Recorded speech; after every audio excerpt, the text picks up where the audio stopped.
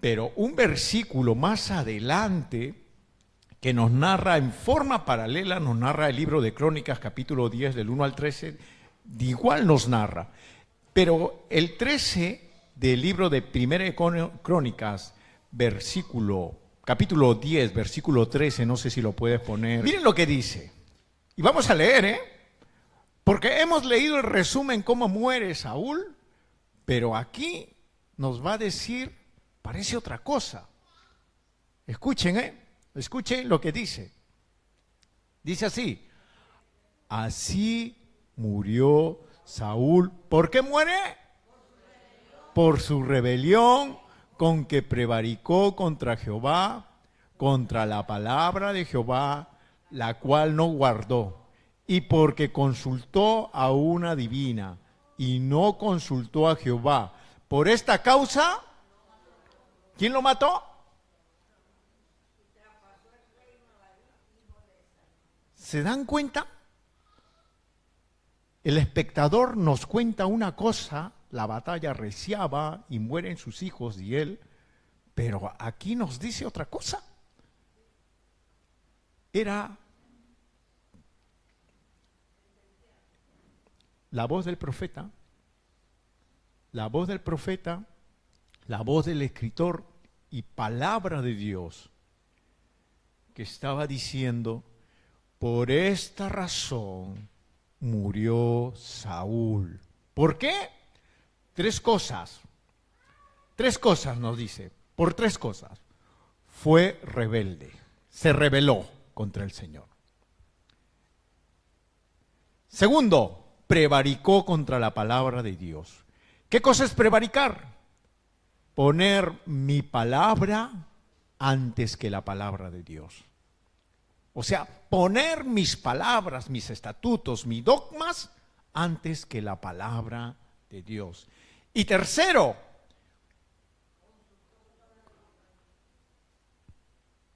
y consultó, porque no consultó a Dios, porque no consultó a Dios. Eso fue la gota que derramó el vaso. ¿A quién consultó? A una hechicera adivina.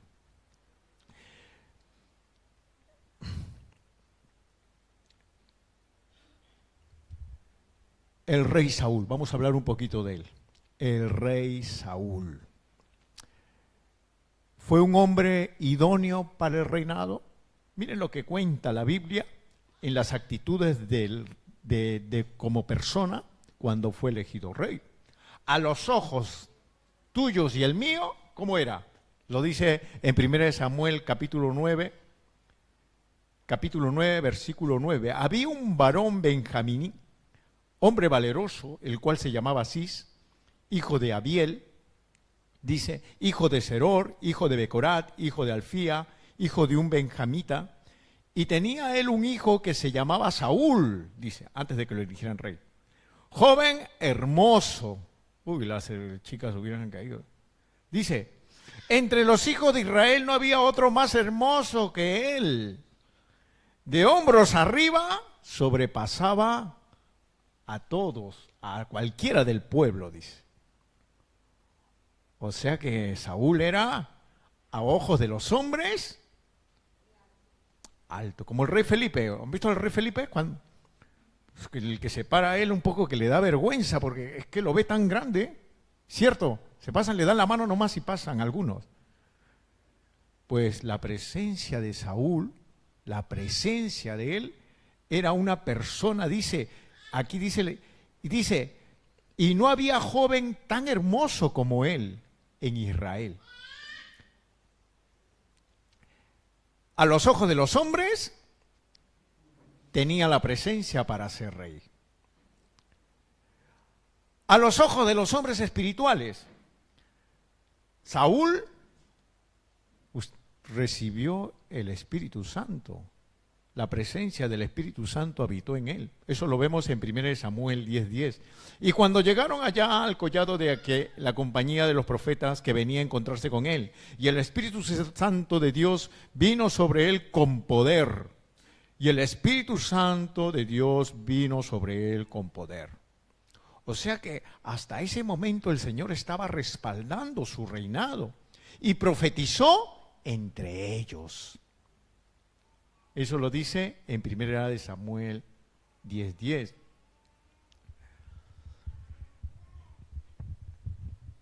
Pero la palabra de Dios, hermanos, la palabra de Dios nos narra que este hombre, elegido por los hombres, elegido por Dios,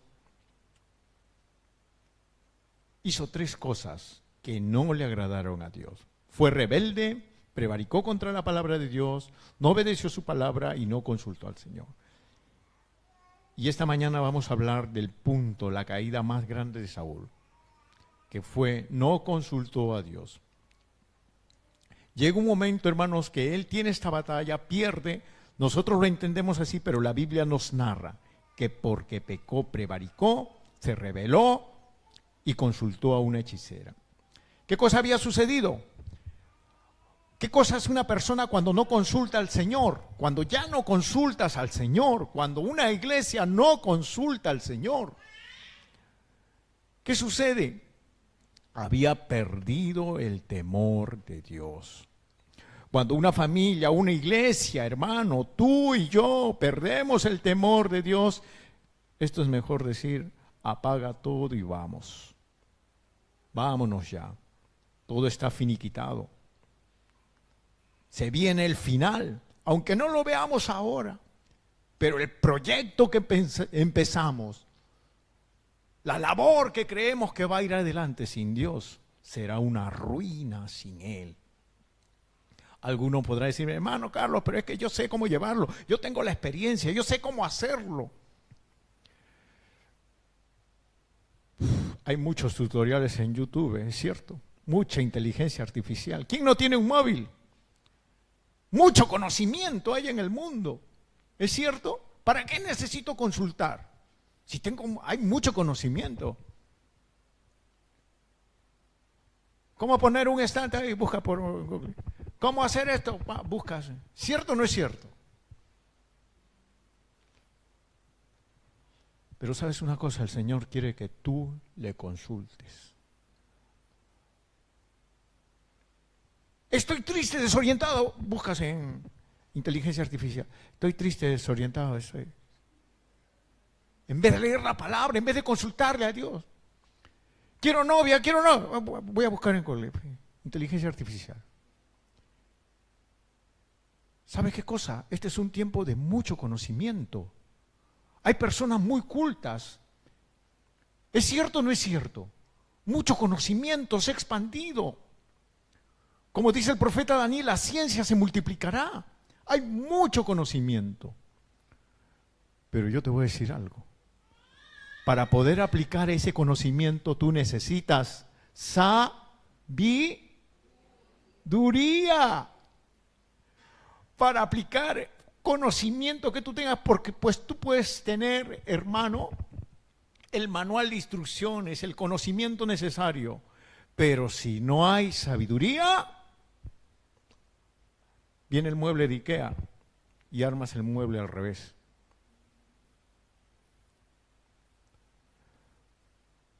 Mucho conocimiento y poca sabiduría. Dice la palabra en Proverbios 24:3, con sabiduría se edifica la casa y con prudencia se afirmará. El conocimiento de nada sirve si no hay la sabiduría. ¿Y de dónde proviene la sabiduría, hermano, hermana, querido? Proverbios 1:7 dice, el principio de la sabiduría es el temor a Jehová. Los insensatos desprecian la sabiduría y la enseñanza. Ese temor al Señor, cuando tú estás con Él y le abrazas y estás con Él y lo buscas, Él concede la sabiduría. Porque el principio de la sabiduría es el temor del Señor. Cuando uno teme a Dios, busca a Dios, hace sus mandamientos del Señor, pero cuando uno no le teme, se rebela, va contra la palabra. Entonces, el principio de la sabiduría es el temor de Dios. ¿Qué pasó con Saúl? Volvemos al personaje. Sin embargo, el siguiente rey, David, el que mató al gigante Goliat, acuérdense, cuando mató al gigante Goliat, que se enfrentaba a leones y a osos, este rey David, voy a dar versículos que puedes tomar nota si quieres certificarlo, consultaba todo a Dios. Eso lo vemos en 1 Samuel 23, 2. Dice, iré a atacar a los filisteos y consultó al Señor David. En 1 Samuel 23, 4 dice, entonces David volvió a consultar al Señor. En 1 Samuel 23, 11, otra vez David volvió a consultar al Señor. En 1 Samuel 23, 12, nuevamente dice, una vez más David vuelve a preguntar a Dios. En 1 Samuel 38, nuevamente David consulta al Señor. En 2 Samuel 5:23, y así varios pasajes bíblicos donde el rey David, habiendo matado al gigante Goliat, y decir, bueno, yo ya lo puedo todo, consultaba al Señor, consultar al Señor. En cada caso, hermano, David preguntó primero a Dios. Escúchame bien, no después de tomar una decisión. Él preguntó primero a Dios. Ahora no estamos hablando, hermano, de consultar, Señor, ¿qué ropa me pongo? Señor, ¿qué cocino hoy? ¿Arroz o fideos? No, cosas de la vida cotidiana, no. Estamos hablando, hermano, de consultar cuando estás enfrentando decisiones vitales en tu vida, cuando estás enfrentando batallas o cuando estás viendo que hay cosas en tu vida que se están destruyendo y tú tienes que acercarte a Dios y consultarle. Si hay una constante, hermano, que hemos visto a muchos líderes en este tiempo, en el siglo pasado, en los años de 1980, 1990, iglesias grandes que empezaron bien, que empezaron sirviendo al Señor, pero desaparecieron. Dejaron de consultar al Señor. Y esta mañana ya vamos a empezar, esta es la introducción, y quiero compartirte, hermano, 4 peligros, 4 acciones, 4 cosas que vemos en la vida de Saúl que rompieron esta comunión con el Señor. ¿Cuándo nosotros dejamos de consultar a Dios? ¿Cuándo dejamos de consultar a Dios? Vamos a verlo como ejemplo la vida de Saúl, ¿vale? Que pueden haber quizás más cosas. Pero vamos a tomar como ejemplo la vida de Saúl y lo que nos dice la palabra de Dios para no cometer los mismos errores. ¿Tú quieres siempre consultar al Señor? ¿Sabe qué cosa? El Señor lo sabe todo. El Señor conoce nuestro hoy, lo que vas a hacer mañana. Él lo sabe todo. Primer punto, entonces. ¿Por qué dejamos de consultar al Señor? ¿Por qué dejó Saúl de consultar al Señor? Primer punto. Cuando confiamos en nosotros mismos, de una forma inadecuada, sobre todo dejamos de consultar al Señor cuando confiamos en nosotros mismos, por 3 cosas. A veces cuando tenemos éxito, hemos ganado algunas batallas. Primer punto. Segundo punto, cuando tenemos dones, qué bien predica, qué bien limpia la iglesia, qué bien toca la guitarra, qué bien canta. Cuando tenemos dones. Tercero, por nuestra experiencia. Yo ya sé ya cómo va el asunto, tranquilo. Yo ya sé, hermano, tranquila, hermana, no te preocupes. Por nuestra experiencia. Esa experiencia no vale, hermano, para no consultar al Señor. Viendo la vida como ejemplo, la vida de ejemplo de Saúl. Saúl ya había ganado algunas batallas. Confiar en nosotros mismos. Y había tenido éxito en algunas batallas. Entonces el profeta Samuel le dice, espera 7 días, Saúl. No presente, espérame 7 días, yo voy a presentar el sacrificio a Dios. ¿Y Saúl qué hace? Saúl ya había tenido unas victorias. ¿Qué voy a esperar yo? Voy a esperarle unas horas. Voy a esperar para que se demore. ¿Y sabe lo que hizo? Presentó él el sacrificio que solamente lo podían hacer los sacerdotes. Es que yo ya he tenido victorias y yo creo que lo puedo hacer. Y él presentó el sacrificio que solamente le era permitido. Está en el versículo 9. Entonces dijo Saúl, traedme holocausto y ofrenda de paz. Y ofreció el holocausto. Y cuando él acaba de ofrecer el holocausto, he aquí Samuel que venía, y Saúl salió a recibirle para saludarle. Entonces Samuel le dijo, ¿qué has hecho? Y Saúl respondió, porque vi al pueblo, empieza a dar sus justificaciones. Entonces Samuel le dice en el 13 a Saúl, locamente has hecho, no guardaste el mandamiento de Jehová. Primer punto, locamente has hecho, no guardaste el mandamiento, el mandato, la ley de Jehová. No lo guardaste, Saúl. Has hecho lo que tú querías hacer, poniendo tu palabra sobre la palabra de Dios. ¿Y por qué sucede eso? Porque confío en mí mismo.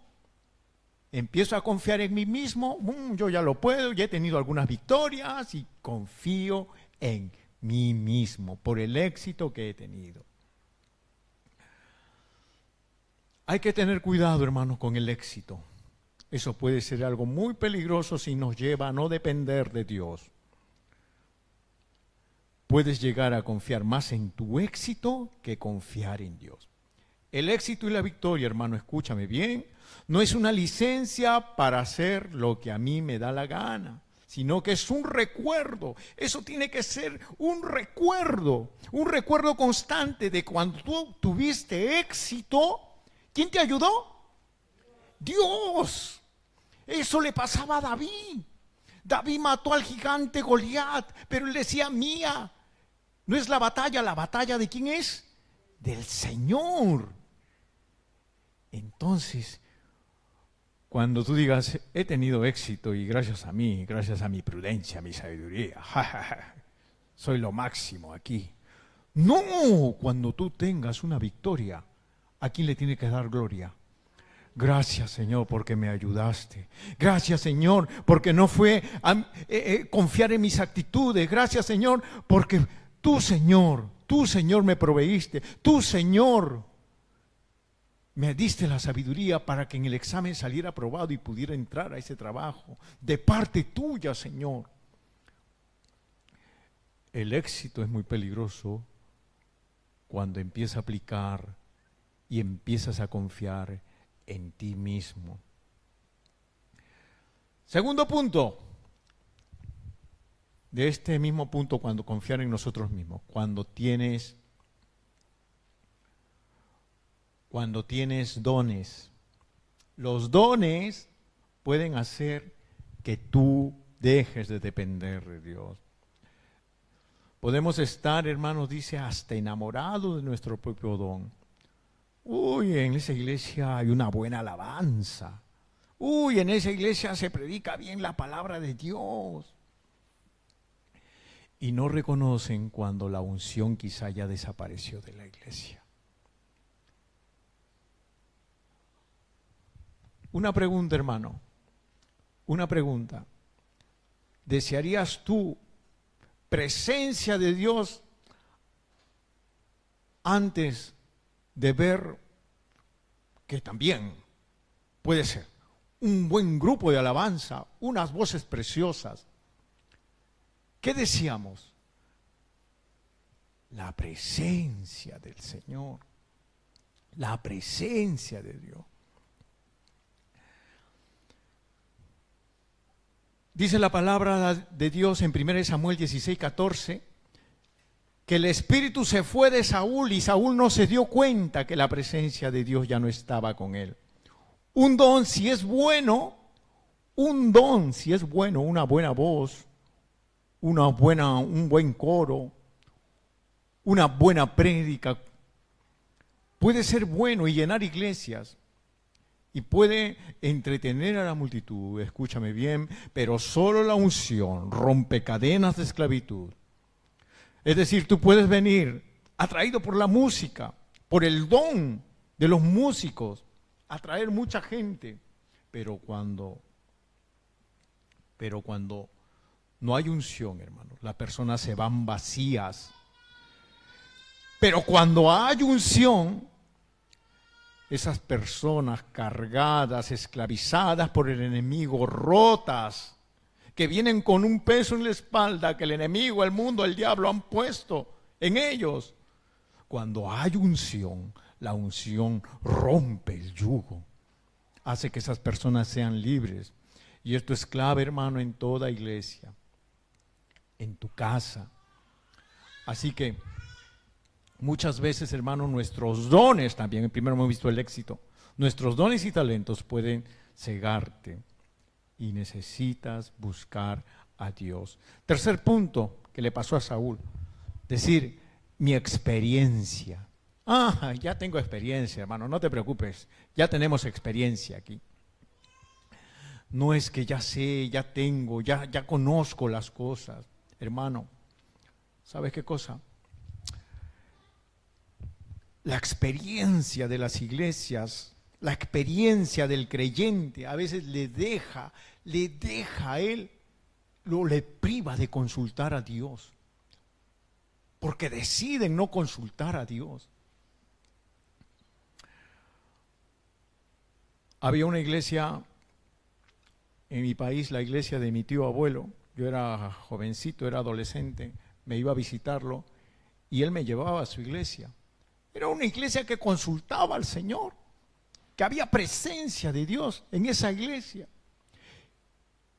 Y consultaron al Señor, querían comprar, el local era alquilado. Y dijeron, vamos a orar, y oraron, y el Señor proveyó el dinero para que compraran el local de la iglesia. Y el Señor lo direccionó, y escucharon la voz del Señor, y tuvieron el dinero preciso para consultar, para comprar ese local. Pero ¿saben lo que pasó? El dinero era tanto que sobraba. Era bastante dinero, que alcanzaba para 2 locales y 3 locales. Pero no consultaron al Señor en esa parte. Y dijeron, pero, podemos comprar un local más grande. Por ahí salió un hermano. Un hermano, mientras compramos el local más grande, yo conozco una cooperativa que podemos meter el dinero allí. Esta es una historia real, ¿eh? Podemos meter el dinero allí. ¿Y qué creen que pasó? Esa cooperativa era una estafa. Se perdió todo el dinero. Y la iglesia también. Los hermanos se dividieron y se desaparecieron. No consultar al Señor. Creernos las victorias que han sido nuestras, cuando la victoria te la dio, ¿quién? El Señor. También reconocer que los dones, ¿quién los da?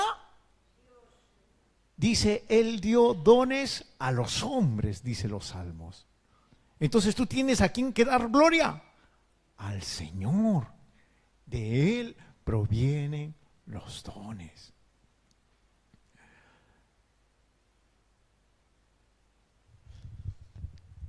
Segunda cosa que hace el rey Saúl, ya con respecto, pasamos al segundo punto. Hemos visto el primer punto, cuando nos confiamos en nosotros mismos.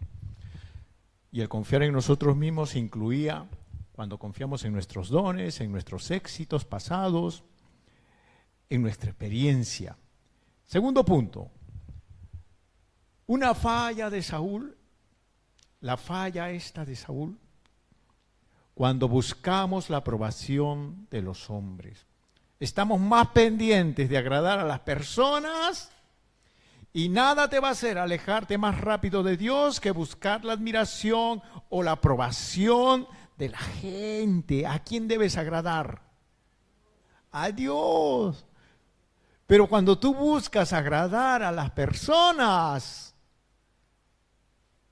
te vas a llevar una decepción. Y a veces sucede, especialmente al de la gente que no conoce a Dios. Estamos hablando a los creyentes, a los hijos de Dios. ¿Vale? Vamos a seguir hablando, narrando la vida de Saúl. 1 Samuel 13, versículo 11. Versículo 11 dice así: entonces Samuel dijo, ¿qué has hecho?, le dice a Saúl. Y Saúl respondió, porque vi que el pueblo se me desertaba y que tú no venías dentro del plazo y de que los filisteos estaban en Migma. Mire, vi que el pueblo, pero ¿sabes qué cosa? ¿Te viste seguir confiando en el Señor? No, es que vi que el pueblo. Segundo punto, lo leemos en el libro de 1 Samuel 15, 19.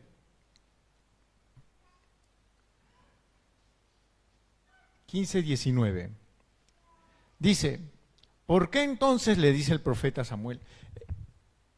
El Señor le había mandado a destruir todo Amalec, al rey y a todos los amalecitas. ¿Por qué entonces le dice el profeta Samuel así objetivamente? Porque el Señor lo sabe todo. ¿Por qué no obedeciste al Señor?, le dice el 19. ¿Por qué echaste mano del botín e hiciste lo malo ante los ojos del Señor? Y todavía él dice, sí, yo he obedecido, insistió Saúl. He cumplido la misión que él me comentó. Traje prisionero a Agag, rey de Amalec, pero destruí a los amalecitas y del botín de los soldados. Y del botín los soldados tomaron ovejas y vacas destinadas al exterminio con el propósito de ofrecerlas al Gilgal, a hacer lo que los soldados querían que hiciera, desobedecer al Señor. Y escuchen lo que le dice Samuel en el 22, en el verso 22. Dice, ¿qué agrada más al Señor? ¿Que se le ofrezcan holocaustos y sacrificios o que se obedezca lo que Él dice? El obedecer vale más que el sacrificio y prestar atención más que la grasa de carnero. La rebeldía es tan grave como la adivinación y la arrogancia como el pecado de la idolatría.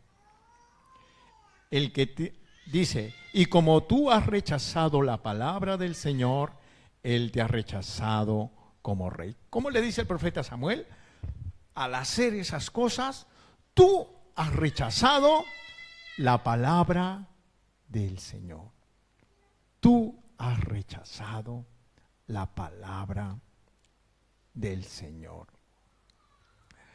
Qué interesante lo que dice aquí. Desobedecer a Dios para ofrecerle un sacrificio a Dios. Eso era lo que Saúl estaba respondiendo.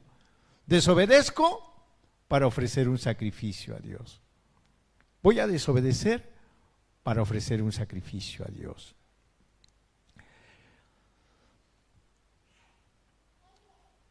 El obedecer, dice, vale más que el sacrificio y prestar atención más que la grasa de carneros. El apóstol Pablo nos habla en el Gálatas 1:10, pues busco ahora el favor de los hombres o el de Dios, pregunta a él.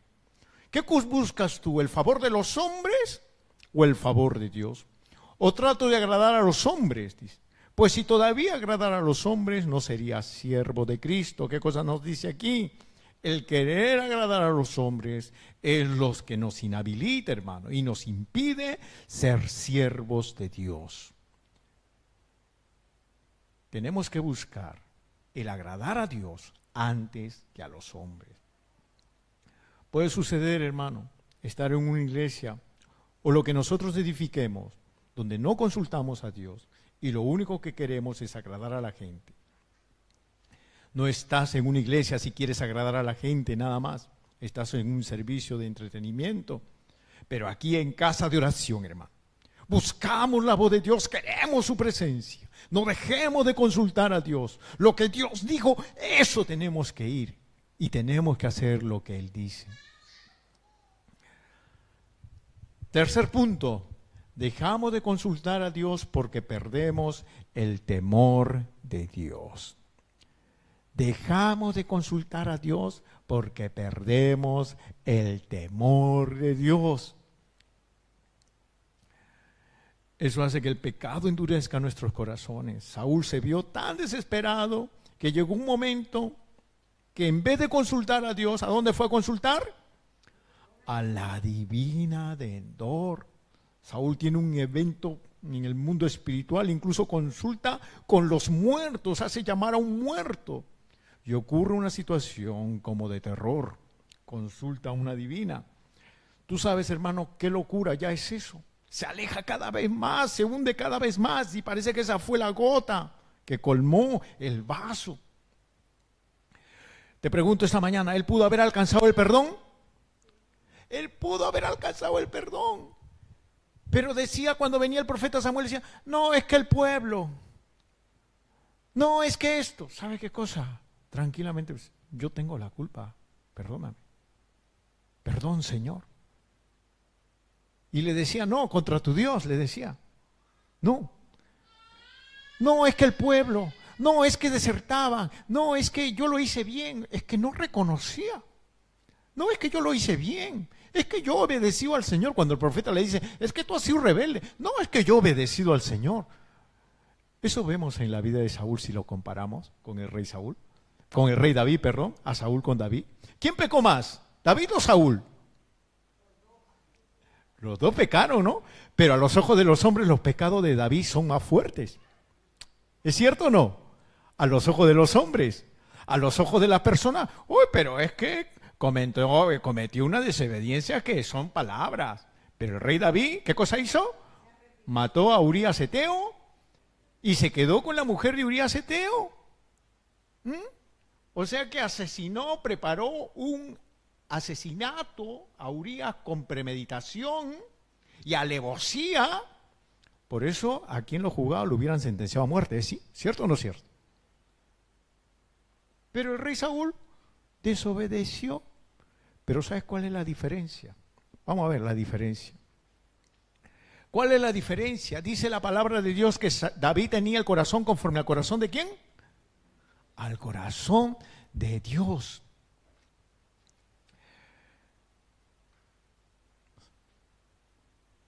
Cuando una persona tiene el corazón conforme al corazón de Dios, esto sucede. David, cuando pecaba, primero reconocía sus faltas y corría delante de Dios y se humillaba. ¿Es cierto o no es cierto? Y decía, yo contra ti he pecado, le decía a Dios. Yo pequé, le decía. No echaba la culpa a la mujer, no echó la culpa a los soldados, no echó la culpa. Yo pequé, yo hice lo malo, mi pecado está delante de mí. ¿Es cierto o no es cierto? Señor, perdóname, ten piedad de mí, oh Dios, dice Salmo 51. Conforme a tu misericordia. ¿Sabes lo que hace una persona conforme al corazón de Dios?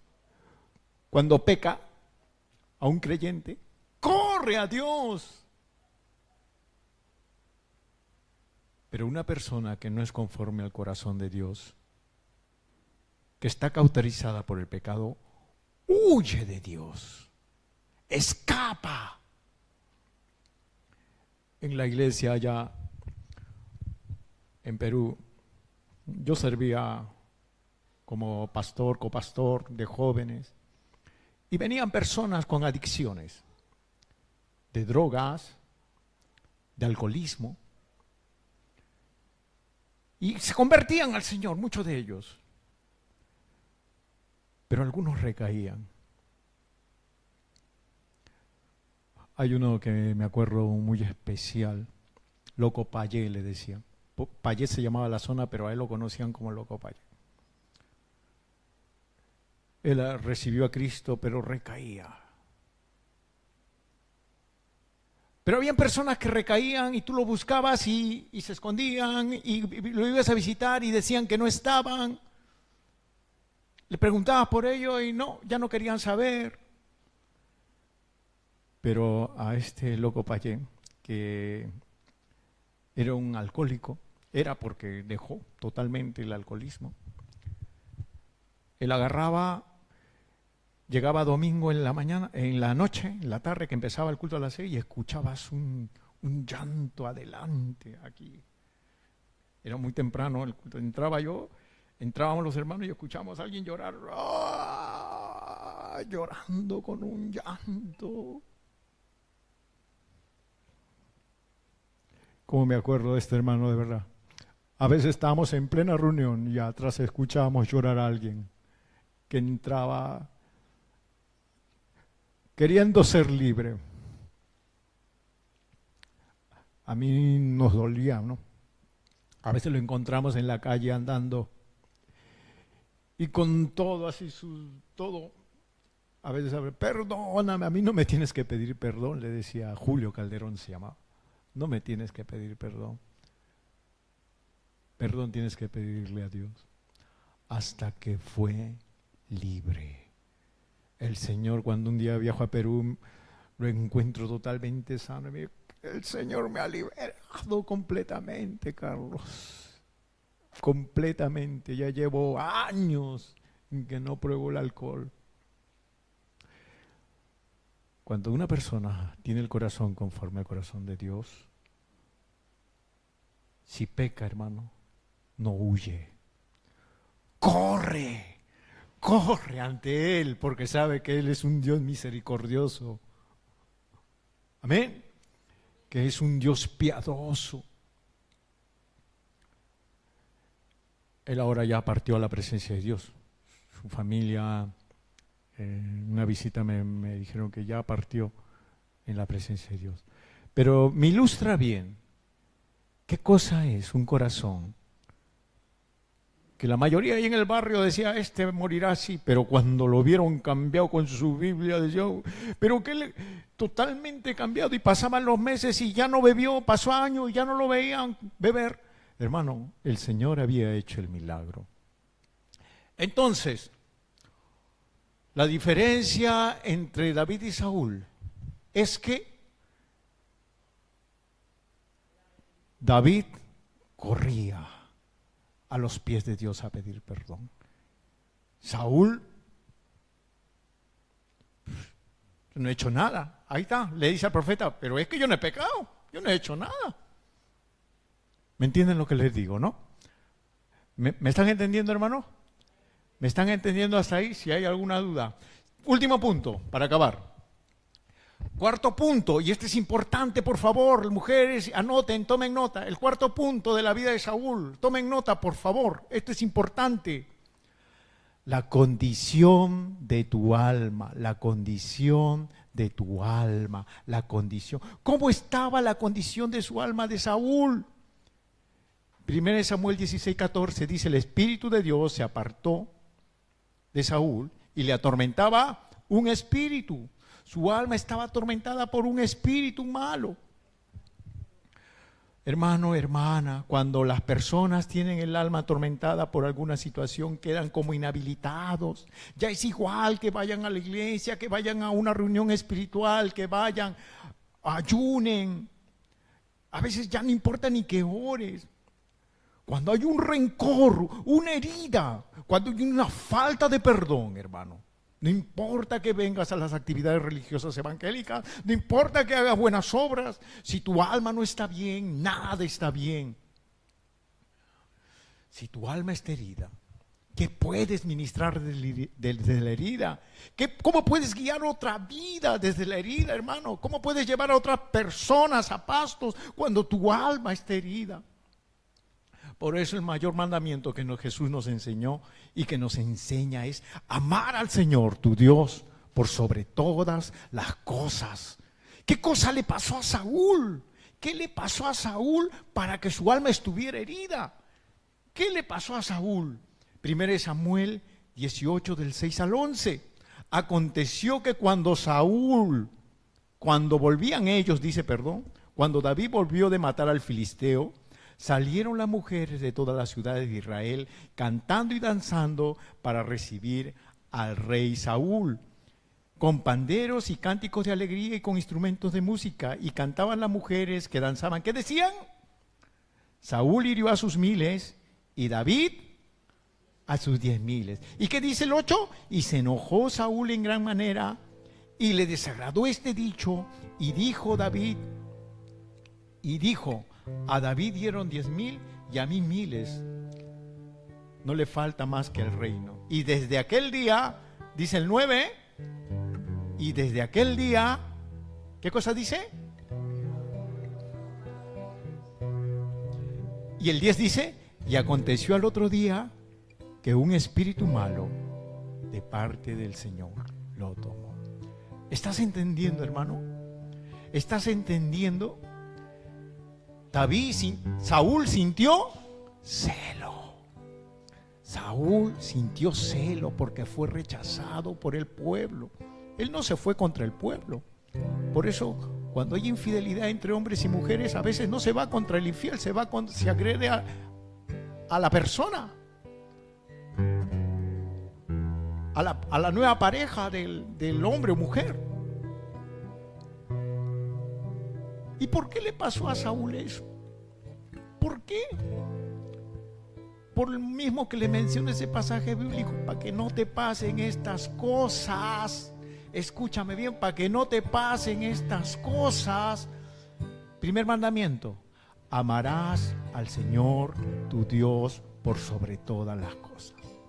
Si Saúl hubiese pensado así, ¿sabes qué cosa? Lo que diga el pueblo, más me interesa lo que diga Dios de mí. ¿En serio? ¿Es cierto o no es cierto? Más me interesa. Quizás has sido rechazado. ¿Qué más interesa? ¿Lo que diga Dios o lo que digan las personas? O lo que diga quizás tu antiguo novio o quizás tus padres. Por eso el rey David lo tenía claro. Aunque tu padre y tu madre, ¿qué cosa dice? Te dejaren, el Señor con todo te recogerá.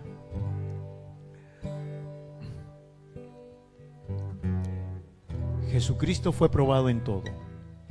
¿Es cierto o no es cierto? Jesucristo fue probado en el rechazo. También. Viene Pilato y dice: ¿a quién queréis que os suelte? ¿A Barrabás o a este que llaman el Cristo? ¿Y qué dijo la gente? Y el Señor Jesús: he hecho milagros, les he sanado. Jesús, Dios Padre, manda fuego del cielo que los extermine a todos. ¿Dijo así? ¿Qué dijo? Perdónalos. Esa palabra. Perdónalos. ¿Y qué tienes que hacer tú? Amar al Señor sobre todas las cosas. ¿Y cómo se empieza a amar al Señor sobre todas las cosas? ¿Cómo empiezas a amar al Señor sobre todas las cosas? ¿Cómo se empieza? Cumpliendo su palabra, teniendo tus tiempos de oración, amándolo, dándole tiempo a Él, leyendo su palabra, amándolo. Ya con eso termino, hermanos. ¿Me han entendido, hermanos? Lo de esta mañana. Yo espero que el Señor cure tu vida. Y para que no suceda esto de no consultar nada, este pasaje lo resume todo. Amarás al Señor tu Dios por sobre todas las cosas, sobre hijos, sobre padre, madre, hermanos, hermanas. Porque cuando tú amas al Señor sobre todas las cosas, vas a seguir consultándole a Él. Cuando tengas éxito, vas a decir: tuya es la victoria, Señor. Cuando la gente se vaya contra ti: oh Señor, me importa más lo que digas tú que lo que digan las personas. Te busco, Señor. Busco tu presencia. Si me han despreciado, Señor, yo perdono. Yo perdono porque te amo. Yo quiero hacer lo que tú dices. perdónanos como nosotros también perdonamos a los que nos ofenden.